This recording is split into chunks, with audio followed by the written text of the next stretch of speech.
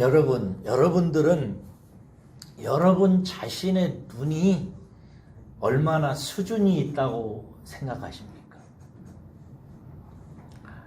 우리 자은이가 어렸을 때의 일입니다. 이놈이 유독 자동차를 좋아하더라고요.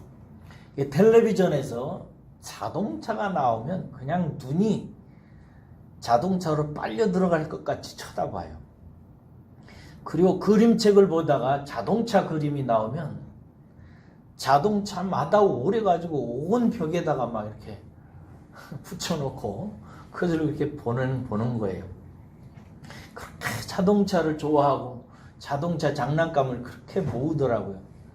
한 번은 부산에 있을 때 길거리를 지나가다가 어떤 가게에 들어가게 됐습니다. 그랬더니 거기에 자동차 장난감들이 있는 거예요.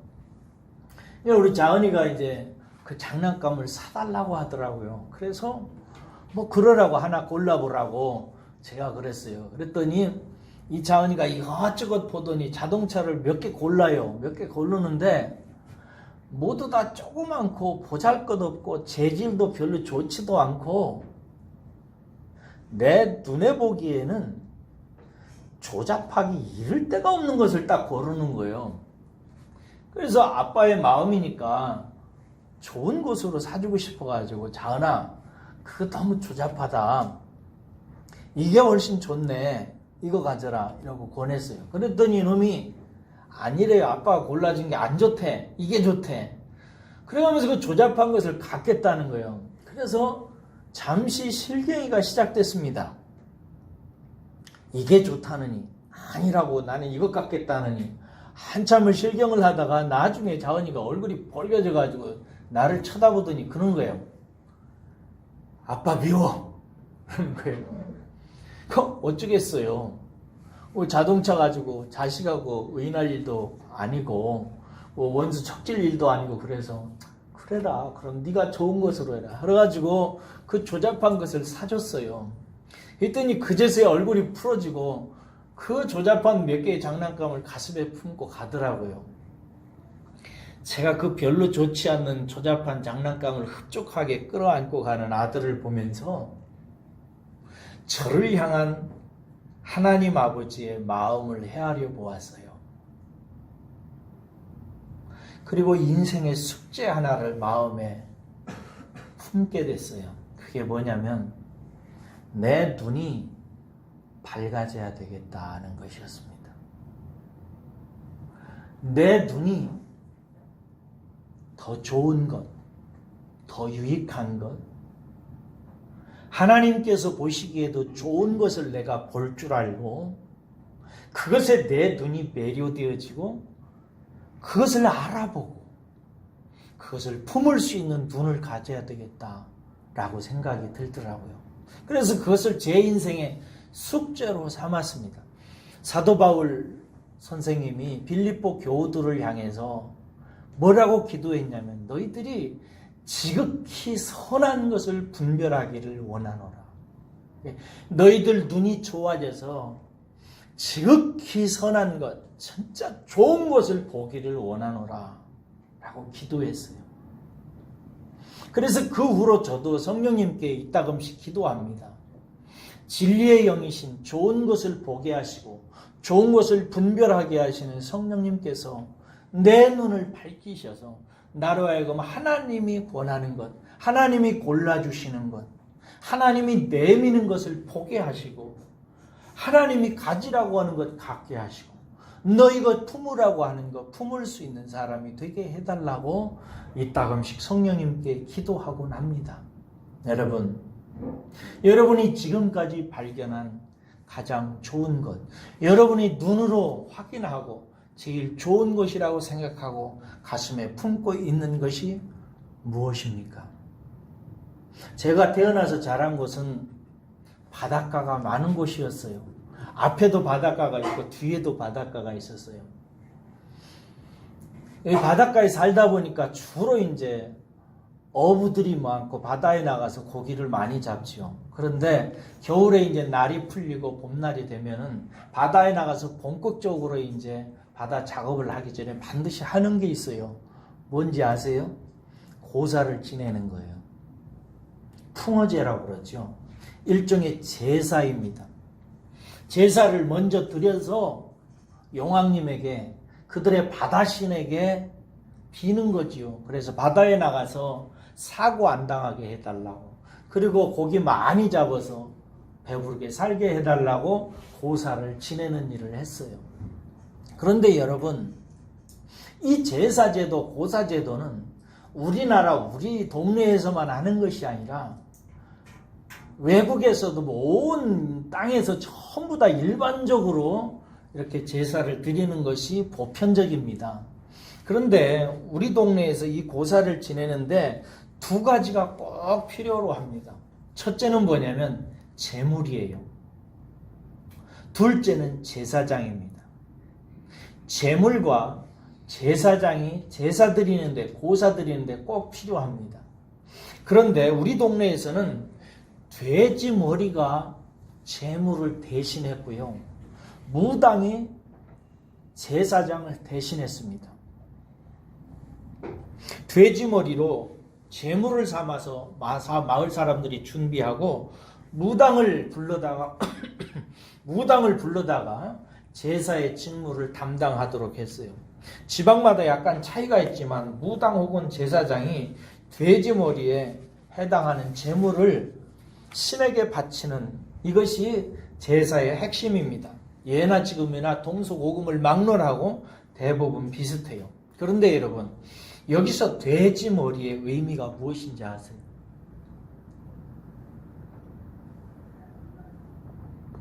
돼지 머리. 왜 돼지를 바치는 걸까요? 이 돼지는 사람을 대신하는 것입니다. 그러면 왜 죄송합니다. 그러면 왜 하필 사람을 대신해서 돼지를 쓰는 걸까요? 사람이 돼지 같기 때문이라는 의식이 있기 때문입니다. 그저 먹는 것밖에 모르고 지저분하고 더럽게 죄 속에서 굴르면서 살고 있는 인생을 생각하는 것입니다. 그 돼지를 바치는 거예요. 근데 돼지를 바치는 것이, 바칠 때 어느 부분을 바쳐요? 머리를 바치죠. 어디를 잘라서? 목을 잘라서 바칩니다. 죽여서 바치는 거예요. 왜 돼지 머리를 자를까요? 왜 죽일까요? 그것은 돼지처럼 사는 인생, 더럽고 추한 죄 가운데 살고 있는 사람, 우리들이 죽어야 된다는 사실을 인정하는 것입니다. 우리의 죄 때문에 우리는 바다에 나가서 고기를 잡다가 풍랑을 만나서 죽어야 싸다는 거예요. 그럴 수밖에 없는 존재지만은 내 대신 돼지를 잡아서 우리가 죽어야 될 것이라는 사실을 인정해서 바치니 이런 우리를 불쌍히 여겨서 봐달라는 것입니다. 그리고 이 일을 하는 데에는 아무나 하는 것이 아니라 누가 해요? 무당이 합니다. 사자가 하는 거예요. 그래서 이 무당이 제사장을 대신해서 이 일을 대신하도록 하는 것입니다. 좀 망극하다는 생각이 듭니다만은 구약의 제사도 아주 기본적인 형식은 비슷합니다. 자신들을 대신할 제물을 준비하고요, 그리고 제사장이 그 직무를 담당을 합니다. 그러나 우리 동네와 동서고금을 막론하고 행했던 제사하고 이스라엘의 율법 제사는 근본적으로 다른 데가 있습니다. 그건 뭐냐면 그 핵심은 제물과 제사장이 다르다는 거예요. 거룩합니다. 우리 동네는요, 부정한 짐승을 잡았어요. 그리고 부정한 무당이 제사장을 대신했어요. 그러나 구약 제사에서 제물과 제사장은 하나님께서 특별히 거룩하게 구별된 거예요. 구약의 제물은 돼지 머리가 아니라 1년된 양과 1년된 소를, 가장 좋은 흠없고 점없는 양이나 소를 잡아서 제물로 하나님 앞에 바쳤습니다. 그리고 제사장도 우리 동네와 같이 무당이 대신하는 것이 아니라, 그 더러운 귀신 들리는 무당이 하는 게 아니라 하나님께서 뽑으신 레위 지파 중에서도 아론 계열의 제사장을 거룩하게 구별한 그 제사장이 이 제사의 직무를 감당했던 것입니다. 그래서 이스라엘 제사가 거룩한 것입니다. 제가 말씀드리는 요점은 더럽고 조심스럽게 이를 데 없는 이방의 제사하고 하나님께서 구별하신 구약의 제사는 근본적으로 다르다는 거예요. 여러분, 돼지하고 양하고는 그 의미가 천양지차입니다. 그렇죠? 무당과 아론 계열의 제사장하고는 그 의미가 천양지차로 달라요. 완전히 다른 것입니다. 소경과 같은 이방인들이 만들어 놓은 조잡하기 이를 데 없는 제사를 하나님께서 모세라고 하는 당신의 사자를 통해서 거룩한 제사로 만들어 주셨어요. 그래서 구약의 사람들은 이 제사를 생명처럼 생각합니다. 이 제사야말로 하나님께 나아가는 유일한 최선의 길로 여겼어요. 그래서 이 제사법을 그들의 종교의 핵심적인 자리로 놓습니다. 하지만 여러분, 구약의 유대인들은 그렇게 생각했지만요, 하나님은 이와 비교할 수 없는 하나님께로 나오는 최선을 또 따로 예비하셨습니다. 물론 구약의 제물과 제사장이 이방인들의 그것과 비교해 볼 때는 비교할 수 없이 거룩한 것이지만, 그러나 최선은 아니었어요. 왜냐하면 그것으로 우리가 온전함을 얻을 수가 없기 때문에 그래요. 여러분 생각해 보세요. 구약의 제물은 동물이었습니다. 양이나 소였지요. 근데 여러분, 어떻게 양이나 소가 우리를 대신하겠습니까? 아무리 양과 소가 일련된 좋은 것이라고 해도 그 양과 소가 죽음으로써 어떻게 우리의 죄가 용서가 되겠어요? 덮어지겠어요? 그 양과 소가 나하고 무슨 관계가 있다고? 그냥 상징하는 것일 뿐이지 실제로 양과 소가 무엇을 나를 위해서 대신해 주게? 또 제사장도 문제예요. 제사장, 구약의 제사장이 이방의 무당과는 비교할 수 없이 거룩한 제사장이지만, 그러나 여러분, 이 제사장도 사람이잖아요. 그렇죠? 구약의 이 아론 계열의 제사장들도 우리와 진비 없는 죄인들이란 말이에요. 그러니까 그가 우리를 어떻게 계속해서 하나님께 온전한 제사를 드릴 수가 있겠어요? 게다가 이 제사장들은 죽어요. 죽습니다. 죽으면 다른 제사장을 세워야 돼요. 그런데 다른 제사장을 세울 때 뽑힌 이 제사장이, 이게 신통치 않은 제사장이 뽑히면 제사가 온전히 드려질 수가 없고, 온전히 드려지지 않으면 이스라엘 백성들은 어떻게 해야 돼요? 하나님 앞에 용서받을 수가 없는 거죠. 그들의 생명이 위태로운 것입니다. 그래서 구약의 제사는 두 가지를 요구해요. 하나는 온전한 제물을 요구하고, 두 번째는 온전한 제사장을 요구하는 것입니다. 그래서 구약의 제사는 이방의 제사장과 비교할 수 없이 거룩한 것이지만, 그러나 구약의 제사는 더 좋은 제물과 더 좋은 제사장을 요구하고 있는 거예요. 특별히 오늘 본문이 취급하고 있는 제사장은 꼭 바뀌어야 되는 것입니다. 실제로 하나님의 영원하신 계획 속에는 구약의 아론 계열의 제사장은 장차 나타나게 될 완전한 제사장을 요구하는 그림자에 불과했고, 하나님은 영원하고 완전한 제사장이 나타나게 하시는 것이 하나님의 계획이었어요. 즉 완전하고 영원한 멜기세덱의 계열을 따라서 사람의 모든 제사를 대행하는 대제사장을 하나님께서 세우시려고 했던 것이 하나님의 뜻이고 자연적인 순리라 이 말이죠. 오늘 11절과 12절을 보시기 바랍니다. 11절과 12절 말씀이 바로 그런 얘기예요. 쉽게 요약하면 이렇습니다. 레위 제사 직분으로 온전함을 얻을 수 있었다면 어찌 멜기세덱의 반차를 따르는 한 제사장을 세울 필요가 있겠느냐 이 말이에요. 즉 레위 직분으로는 우리가 온전함을 얻을 수 없기 때문에 영원한 제사장 멜기세덱의 반차를 따르는 제사장이 필요하다는 얘기죠. 그렇죠? 그리고 이렇게 제사 직분이 이렇게 바뀌게 되는 거니까 다른 지파가 감당하는 것이 정상이라 이 말이에요. 그 다음에 13절에서 15절 보세요.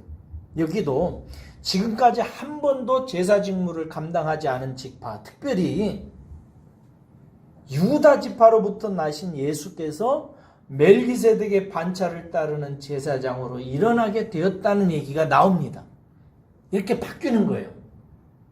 계속해서 16절에서 17절을 읽어볼까요? 16절과 17절 시작. 그는 육신에 속한 한 계명의 법을 따르지 아니하고 오직 불멸의 생명의 능력을 따라 되었으니 증언하기를 네가 영원히 멜기세덱의 반차를 따르는 제사장이라 하였도다. 보세요. 육신에 속한 한 계명의 법, 이 말은 무슨 말이냐면 연약하기 이를 데 없는 육신으로 이루어내야 하는 법, 율법을 말하는 거죠. 멜기세덱의 반차를 따르는 제사장은 이러한 율법을 따라서 일하지 않는다는 얘기예요. 그럼 무엇으로 일하는가? 거기 보세요. 거기 보면 오직 불멸의 생명의 능력을 따라서 한다. 영원히 없어지지 않은 불멸의 생명의 능력을 따라서 이 멜기세덱의 반차를 따르는 제사장이 우리를 대신해서 하나님께 제사 드리는 그 일을 한다는 것입니다. 그러면서 말하기를 이것이 이미 증언되어졌다고 얘기해요. 그러면 언제 증언이 누가 증언을 했을까요? 시편 110편으로 가보시기 바랍니다. 이 다윗이 쓴 시인데요. 시편 110편을 보세요. 여기 보면 이제 하나님께서 아론 계열의 제사장을 통해서 이스라엘을 위해서 제사를 드리던 제도를 바꾸어서 이제 장차 한 제사장을 세우게 될 것을 미리 증언하고 계세요. 그런데 이 제사장이 어떤 제사장이 올 것이라는 것인지를 보세요. 1절 보면 여호와께서 내 주에게 말씀하시기를 내가 내 원수들로 죄송합니다. 내가 내 원수들로 내 발판이 되게 하시기까지 너는 내 오른쪽에 앉아 있으라 하셨도다 라고 말하면서 쭉 이제 장차 오게 될 하나님의 아들에 대한 얘기를 해요. 그러면서 4절에 이렇게 얘기해요. 여호와는 맹세하고 변하지 아니하시리라 말씀하시기를, 그렇게 말씀하시면서 이르시기를 너는 멜기세덱의 서열을 따라 영원한 제사장이라 하셨도다 이렇게 했어요. 이제 장차 예수님께 한 사람을 보낸다 이 말이에요. 이게 누구란 얘기야? 예수님이라는 거예요. 근데 이 예수님이 어떤 제사장이 된다 이거예요?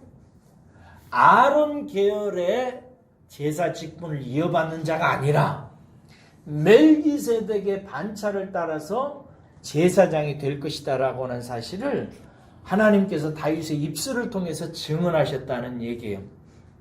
자, 저를 보세요. 저는 앞서서 온 세상의 제사장들, 제사법에 있어서 편만하게 자리 잡고 있는 것을 얘기했어요. 모두 다 제사를 드리는 데는 제물과 제사장이 필요하다고 그랬어요. 그런데 모든 세상의 제물과 제사장은 다 더러운 것들로 드려요. 왜? 자기네들이 더러우니까. 이 자기네들이 더러운 것을 상징하는 예물을 준비하고 더러운 제사장인 무당들을 통해서 대부분 제사를 지내왔어요. 그런데 하나님께서 이스라엘 백성들에게는 그 제물과 제사장을 거룩한 것으로 바꿔주셨어요. 이것은 무엇을 의미냐? 장차 거룩한 것이 희생되어지고 장차 거룩한 제사장이 올 것을 얘기하고 있는 거예요. 특별히 오늘 본문 말씀에서 제사장과 관련해서는 아론 계열의 제사장도 거룩하지만 아론 계열의 제사장은 한계가 있기 때문에 죽고 나쁜 제사장이 나타나면은 온전한 제사가 드려질 수가 없고 이러니까 온전한 제사장으로 바뀌어지게 될 것이고 이제 그 제사장이 이 땅에 올 때에는 아론 계열의 지파가 아니라 다른 계열의 지파가 그 제사장을 감당하게 될 것이고 그가 멜기세덱의 반차를 잇는 제사장으로서 일하게 될 것을 얘기하고 있는 거예요. 그게 누구라는 얘기죠? 유다 지파의 예수님이 멜기세덱의 반차를 잇는 제사장으로 온 인류를 위한 완전한 제사를 드리게 될 것을 얘기하고 있는 거예요. 그래서 오늘 본문 말씀은 이렇게 바뀌었다는 것을 얘기하는 거예요. 히브리서 7장 18절로 다시 가봐요. 다 왔어요. 히브리서 7장 18절과 18절을 읽겠습니다. 18절과 19절을 읽겠습니다. 시작. 전에 있던 계명은 연약하고 무익함으로 패하고 율법은 아무것도 온전하게 못할지라. 이에 더 좋은 소망이 생기니 이것으로 우리가 하나님께 가까이 가나니라. 자, 이제 이러므로 우리의 소망은 뭐가 된 거예요? 예수님이 된 것입니다. 할렐루야. 율법과 비교할 수 없는 더 좋은 소망이신 예수님이 우리에게 대제사장으로 오신 것입니다. 그래서 이 예수님이 우리를 오늘도 하나님께로 가까이 나아갈 수 있도록 인도하신다는 거예요. 그래서 이미 앞에서 살폈어요. 히브리서 4장 17절이었던가요? 14절이군요. 14절에 이 히브리서 저자가 이렇게 얘기했어요. 그러므로 우리에게 큰 대제사장이 계시니 승천하시니 곧 하나님의 아들 예수시라. 우리가 이 믿는 도리를 굳게 잡을지어다 라고 말하면서 이 대제사장이신 하나님의 아들 예수 그리스도가 우리 안에 있다고 하는 이 도리를 굳게 붙잡고 은혜의 보좌 앞으로 담대히 나아가라고 저자가 얘기했던 거예요. 여러분, 제가 볼 때 여러분들은 참 복을 받은 사람들입니다. 최선이신 하나님이 고르고 우리에게 허락하신 최선이신 하나님의 아들 예수를 알고 계시기 때문입니다. 그리고 그 이름을 하나님께서 믿게 하셨기 때문에 그렇습니다. 또 그 도리를 굳게 붙잡고 은혜의 보좌 앞으로 담대하게 나아가도록 하나님께서 여러분들에게 허락하셨기 때문에 그래요. 생각해 보십시오. 조잡하게 이를 데 없는 우상을 마음에 품고 세상에 살아가는 다른 사람들을 생각해 봐요. 그들의 눈을 생각해 봐요. 그들이 눈으로 보고 좋다고 생각하고 그리고 그것을 골라서 가슴에 품고 살아가는 세상 사람들이 생각하는 세상의 최선이 무엇인지를 보세요.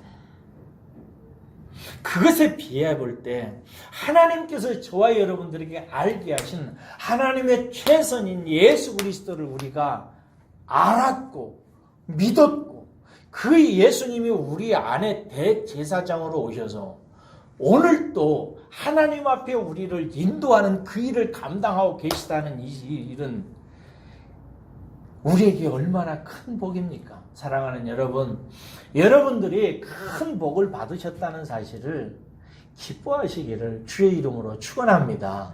정말 기뻐하셔야 됩니다. 그리고 이 최선이신 예수 그리스도를 하나님께서 여러분들에게 허락하시고 선물로 주셨으니까 이 예수 그리스도의 이름을 꼭 붙들고 예수를 품고 사시고 이 예수 그리스도의 이름을 붙들고 하나님 앞에 나아가는 일을 게을리하지 마시기를 주의 이름으로 축원합니다. 우리가 예수를 믿는 이유는 뭐냐면 하나님과 하나 되는 거예요. 하나님께 나아가는 것입니다. 그냥 예수 믿고 나 구원받았네 하고 마음대로 사는 것이 아니라 예수 이름 힘입어서 하나님 앞에 나가서 하나님을 만나고 하나님을 누리고 하나님을 만끽하며 행복하게 사는 것, 이것이 하나님이 우리에게 예수님을 주신 진정한 이유입니다. 그러니까 이 좋으신 것을 하나님께서 우리에게 주셨으니까 이 좋으신 이름 예수 붙들고 힘써 하나님께 은혜의 보좌 앞으로 담대히 나아가시는 저와 여러분들 되시기를 주의 이름으로 축원합니다. 그리고 또 하나, 처음에 제가 제 아들로 얘기를 하면서 마음속에 제 인생의 숙제로 가졌다고 하는 것이 무엇이라고 그랬죠? 제 눈이 날로 밝아져서 예수 안에서 하나님께서 주시려고 하는 선하신 것을 알아보고 하나님이 골라주시는 것을 기쁘게 받고 하나님이 품으라고 하는 것을 가슴에 품고 사는 인생이 되게 해달라고. 이거 참 신비로워요. 똑같이 옷을 고르러 백화점에 가도요, 어떤 사람은 정말 눈이 좋아가지고 고르는 것이 고급스러운 것을 잘 고르는 사람이 있고요, 어떤 사람은 골라도 꼭 나한테 주면은 줘도 안 입을 것을 좋다고 비싼 가게에 고르는 사람이 있어요. 있어요, 없어요? 있어요. 꼭 있지요. 그렇게 얘기하는 당신은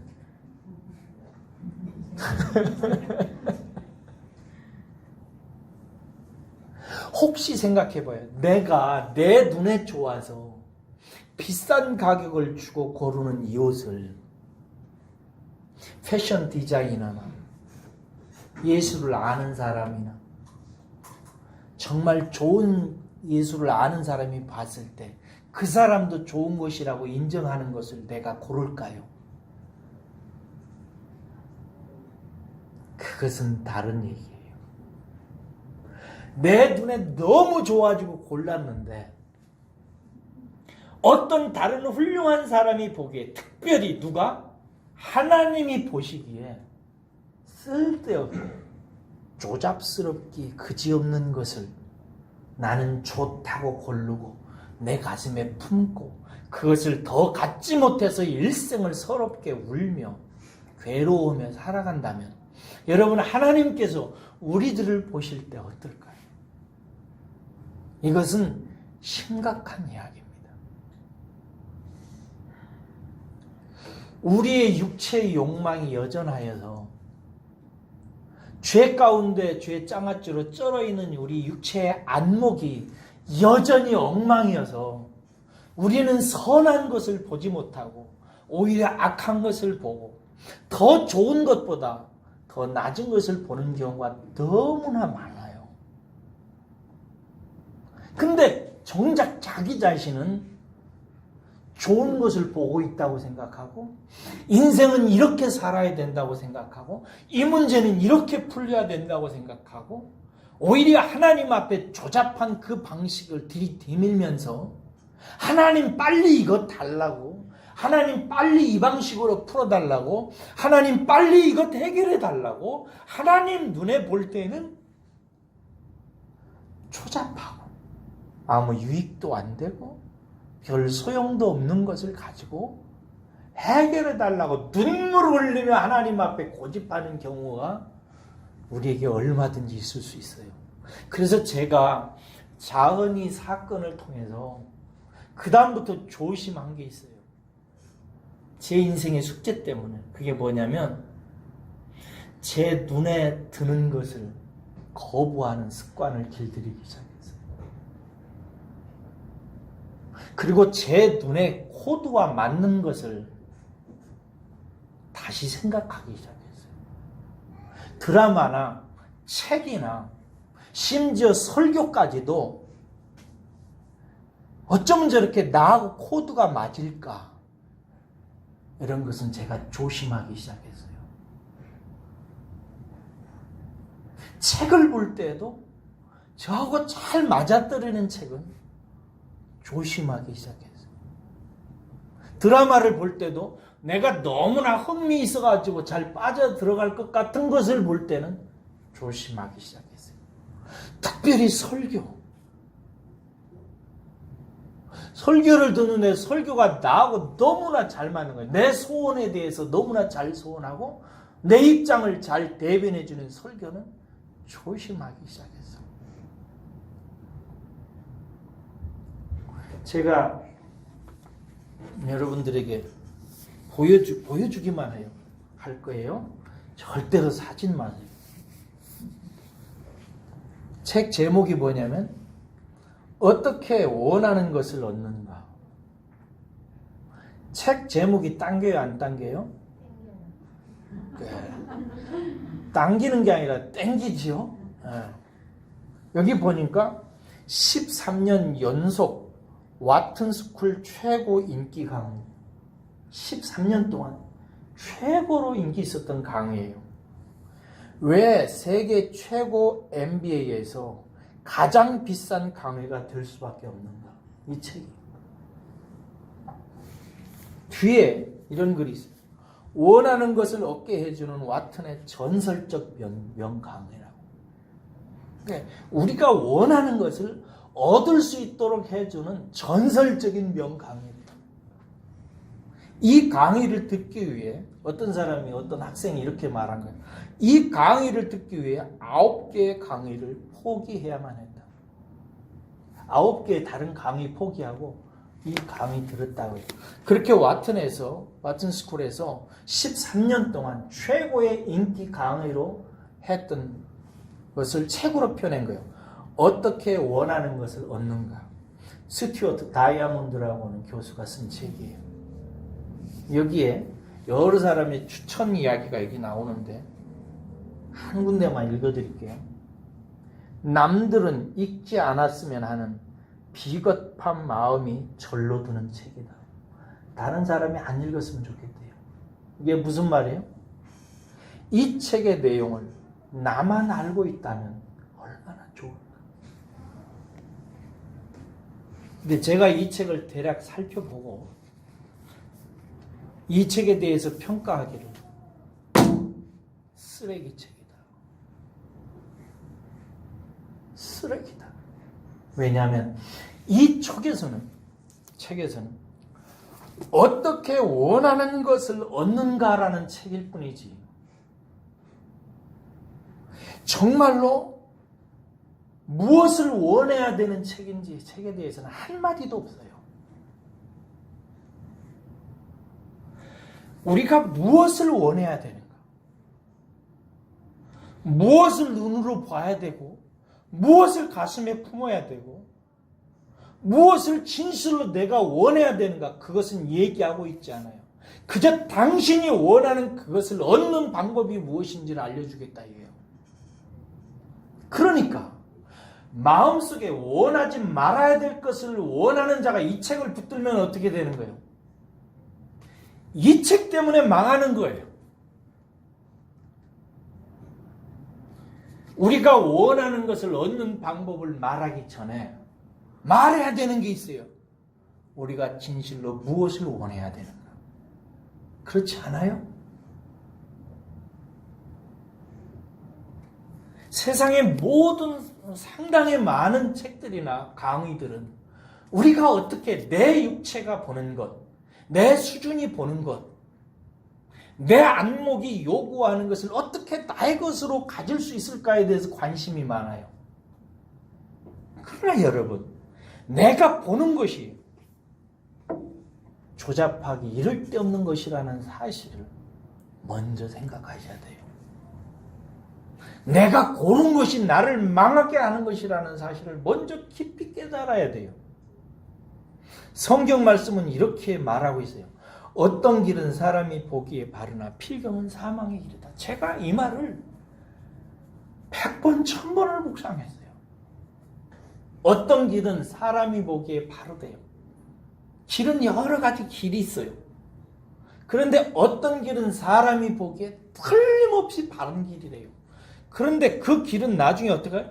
필경은 사망의 길이다. 이게 무슨 뜻이냐면 종국에는 사망으로 자기를 이끌어간다는 거예요. 여러분, 우리의 눈에서 나오는 것, 우리의 감각에서 나오는 것, 우리의 육체의 판단에서 나오는 것은 우리를 다 망하게 하는 것들이에요. 우리를 하나님께로 이끌어 가게 하는 것이 없어요. 우리 안에는. 여러분, 이것을 인정하시기를 주의 이름으로 진짜로 축원합니다. 우리의 안목이, 내 생각과 판단이 나를 의로 복받는 인생으로 끌고 가지 못한다는 사실을 제발 인정하기를 주의 이름으로 축원합니다. 이거 알아야 돼요. 누가 인도하는가? 하나님이 주신 최선, 예수님이 인도하십니다. 예수님이 우리 안에 오셔서 우리를 최선이신 하나님께로 이끌어가는 대제사장이세요. 그래서 예수님 붙들지 않으면 우리는 최선과는 관계가 없어요. 우리가 정말 원해야 되는 것은 그러므로 뭐냐? 예수님입니다. 내가 고난이 있을 때 정말 원해야 되는 것, 예수의 이름인 줄로 믿으시기를 주의 이름으로 축원합니다. 낙심이 생기고 괴롭고 힘들 때 내가 붙들고 정말 내 마음속에 원해야 되는 것이 예수님이라고 하는 사실을 깨달으시기를 주의 이름으로 축원합니다. 돈이 없어 서러울 때라든지, 친구에게 버림을 받았다라든지, 인생에 낙심이 된다든지, 하는 일이 잘 안 된다든지, 무슨 일이든지 권고하고 어려울 때마다 내가 붙들어야 되는 최선이 뭔가? 예수, 그 이름이라는 사실을 꼭 기억하시기를 주의 이름으로 축원합니다. 함부로 어렵고 힘든 일이 닥쳤을 때 내가 판단하고 내가 찾고 내가 고르고 내가 선택한 것을 가지고 하나님 앞에 나가가지고 하나님 이것으로 주세요. 하나님 이 길로 인도하세요. 하나님 이것으로 내게 허락해 주세요. 라고 말하는데 습관 들이지 말기를. 그래서 기도는 내 어려움을 하나님께 고하는 거예요. 하나님께. 하나님, 제가 이 일을 하는데 잘 안 됩니다. 하나님 나를 불쌍히 여겨주십시오. 이번 일은 사업을 했는데 또 망했습니다. 하나님 어쩌면 좋습니까? 인도해 주십시오. 하고 내 사정을 아뢰는 거예요. 그러면 하나님께서 내게 필요한 것으로 인도하세요. 근데 우리는 그렇게 하지 않고 방법을 하나님께 요구해요. 이렇게 해달라고, 저렇게 해달라고, 돈 달라고, 사람 달라고. 이렇게 하기 쉽습니다. 왜? 그렇게 하는 것들은 전부 다 자기가 보는 것, 자기가 판단한 것, 자기가 선택한 것을 하나님께 요구하는 것들입니다. 이것들은 상당히 위험할 수 있습니다. 조심하셔야 됩니다. 사랑하는 여러분,